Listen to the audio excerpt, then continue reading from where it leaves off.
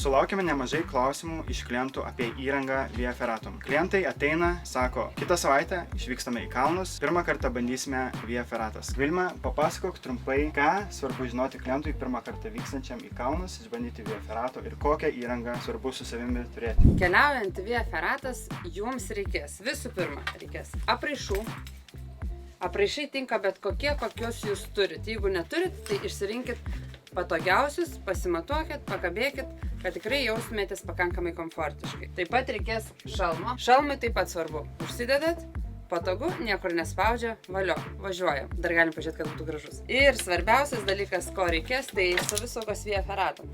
Jos gali būti skirtingų tipų, bet čia svarbu lengvai atsidarantis karabinai. Svarbu absorberis, kuris, jeigu kristumėt, išsitempia ir sugeria jūsų smūgį. Taip pat dažnuose komplektuose reikalingas papildomas karabinas, kurį dedame šitoj vietoj, kad pailsėti, o toliau renkamės.